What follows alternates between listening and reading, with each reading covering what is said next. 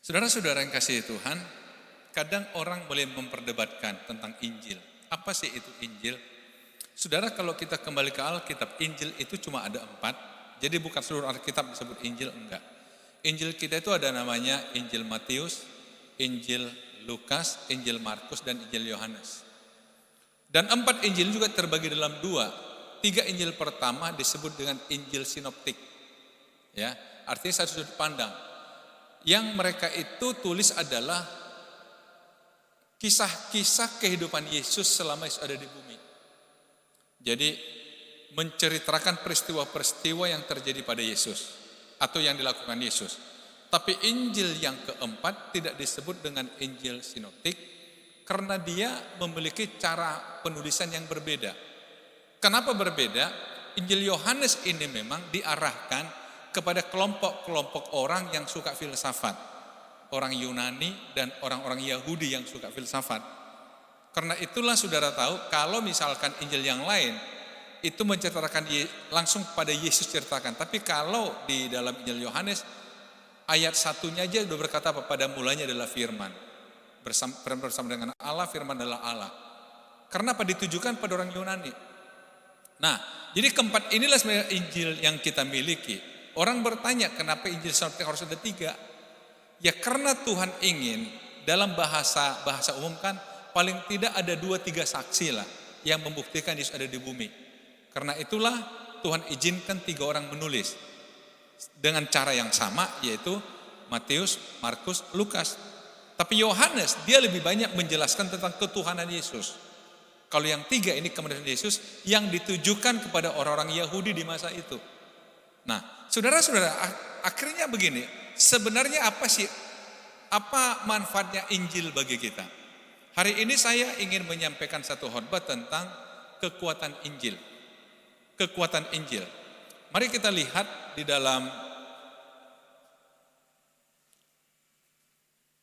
dalam Roma pasal 1 ayat 16 sampai 17. Apa yang saya maksud kekuatan Injil? Saudara-saudara, Roma ini ditujukan Rasul Paulus pada kelompok jemaat yang ada di kota Roma.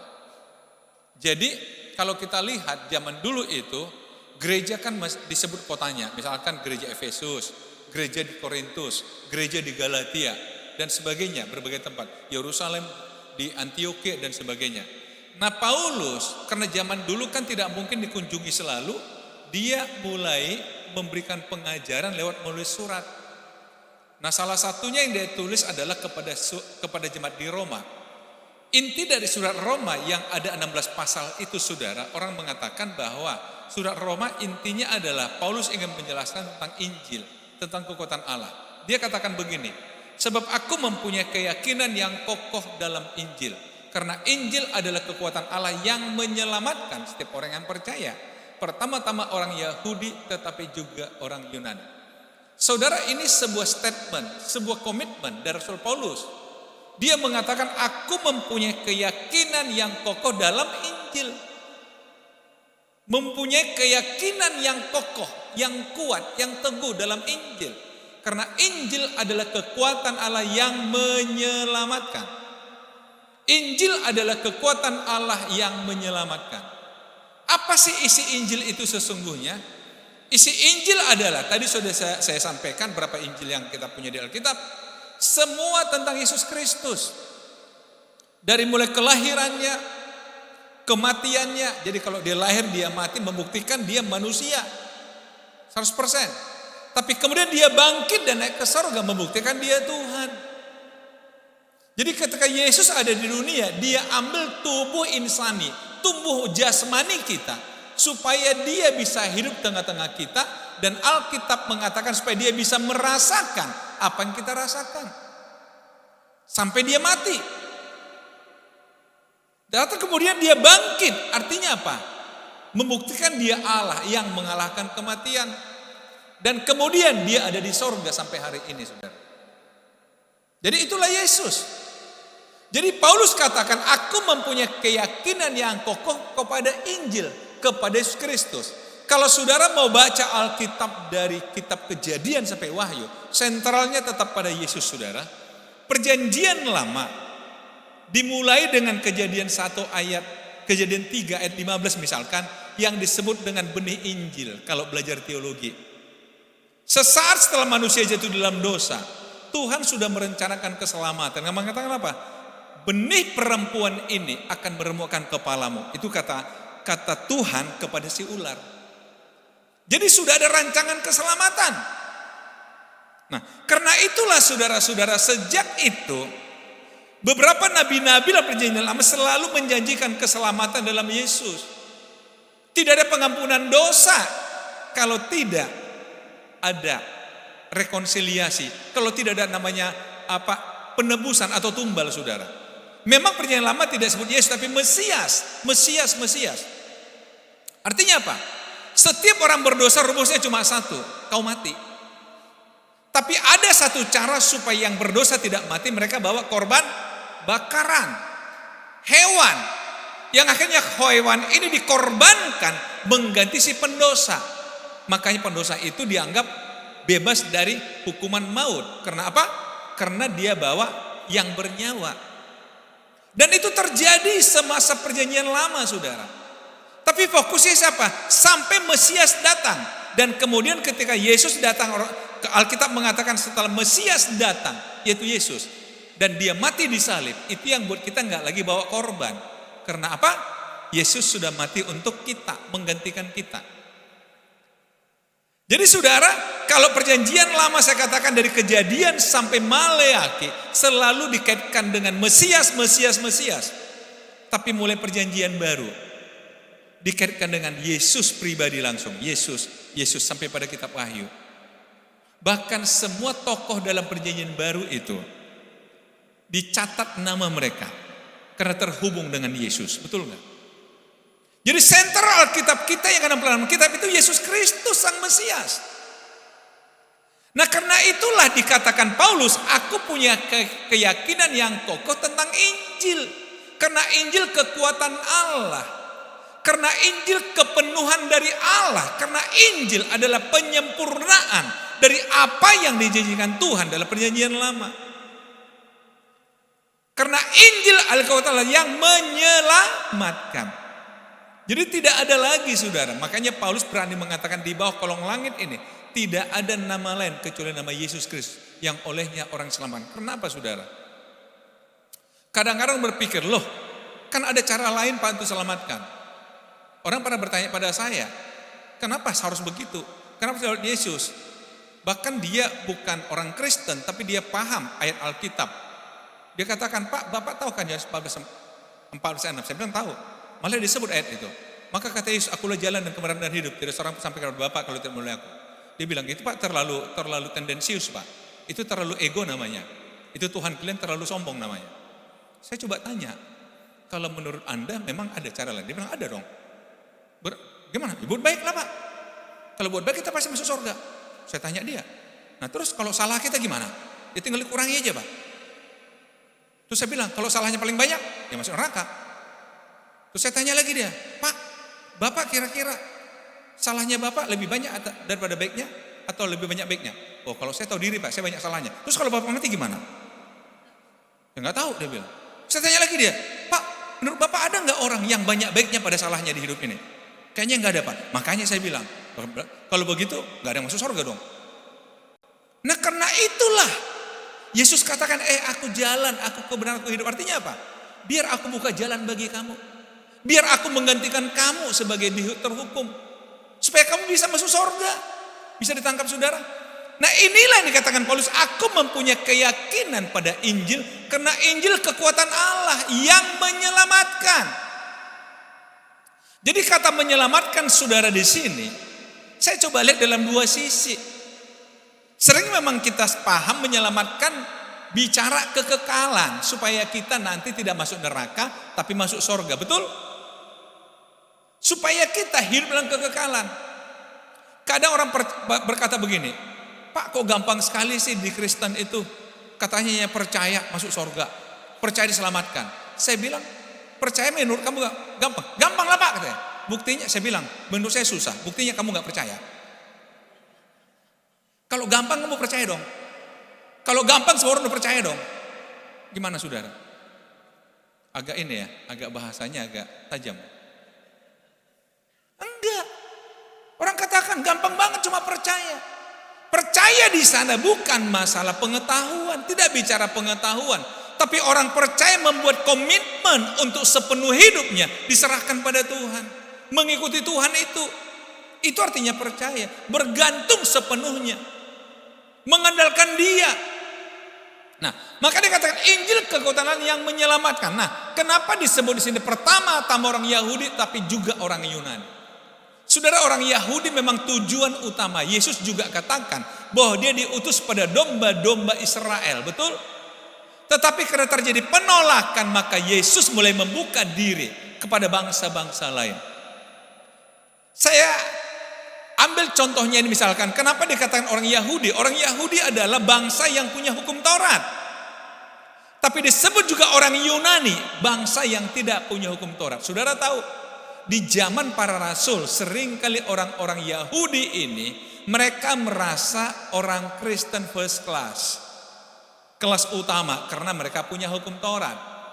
Sehingga bangsa lain kalaupun percaya Yesus dan masuk gereja, mereka katakan kamu kasta kedua karena kamu gak punya hukum Taurat.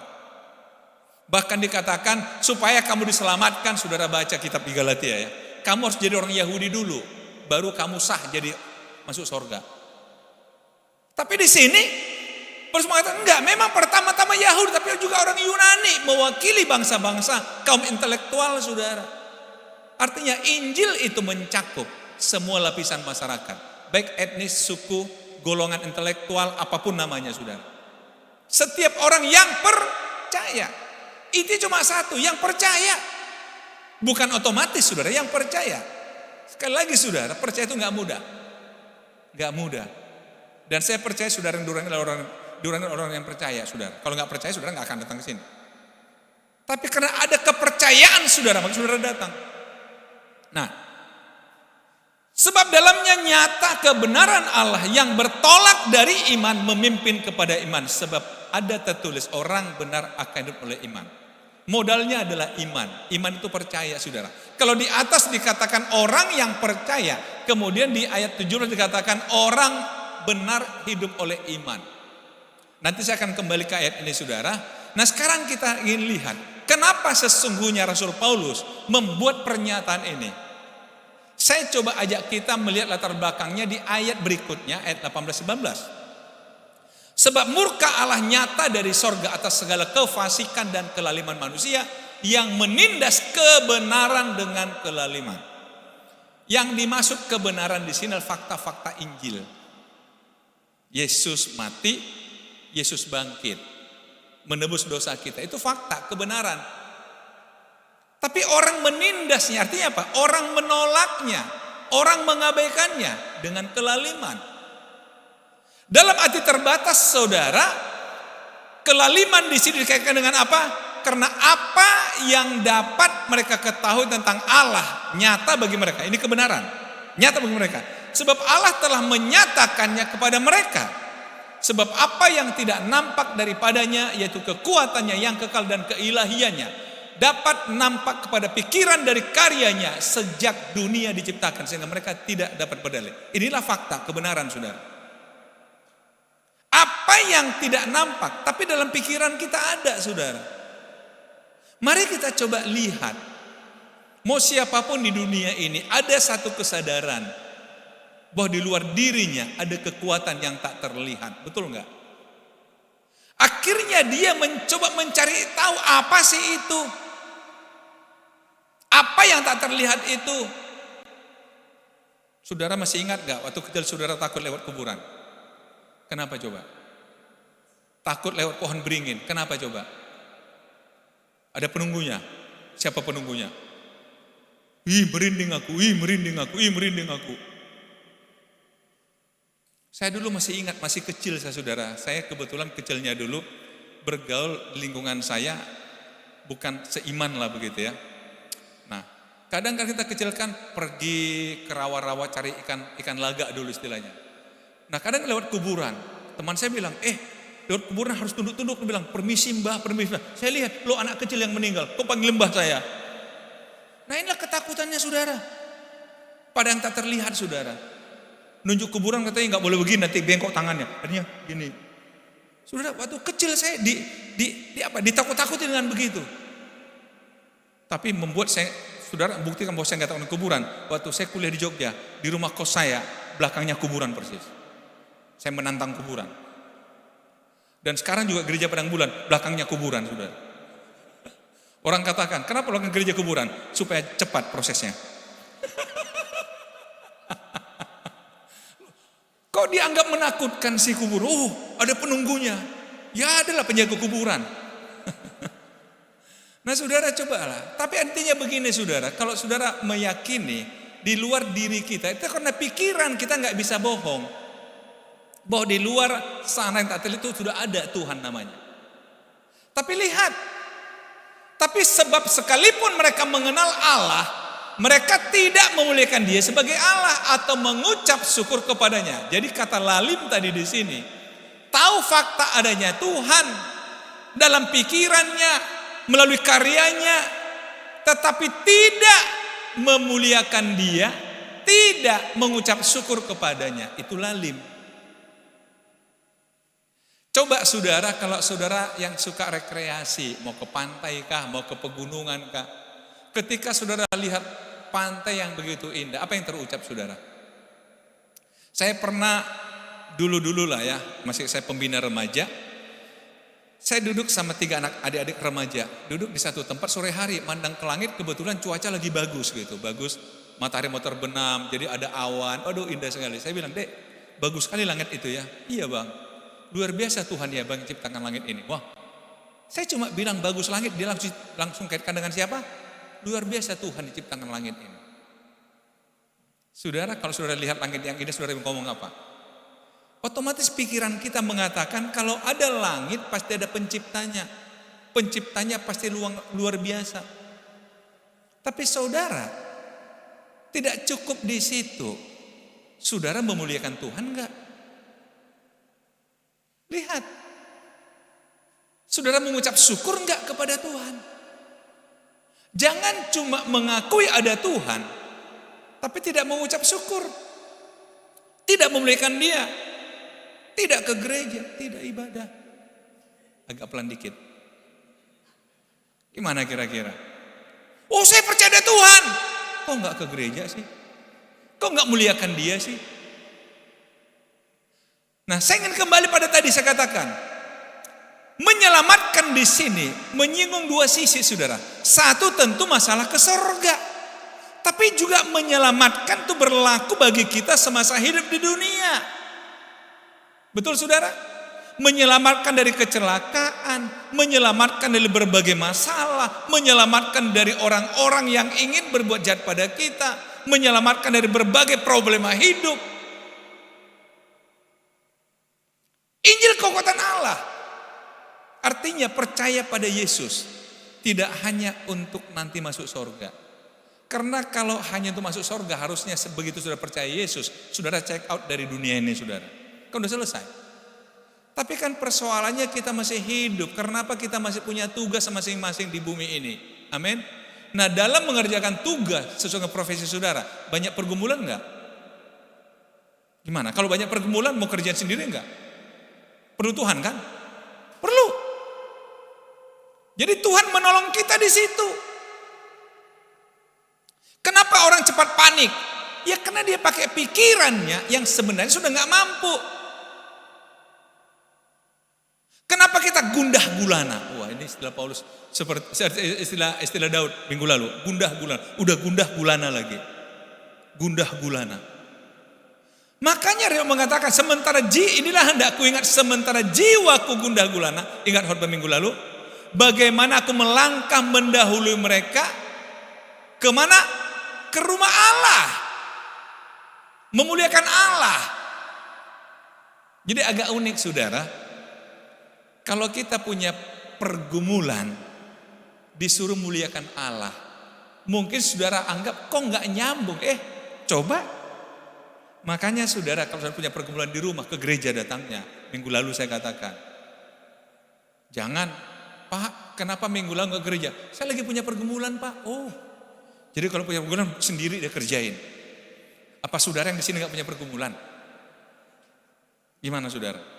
Harusnya punya pergumulan, datang memuliakan Allah. Datang mengucap syukur.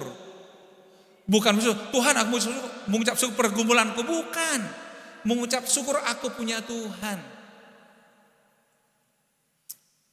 Saya ingin cerita saudara, ada satu keluarga, begitu mereka percaya Tuhan, mereka mengalami banyak problema dalam hidup.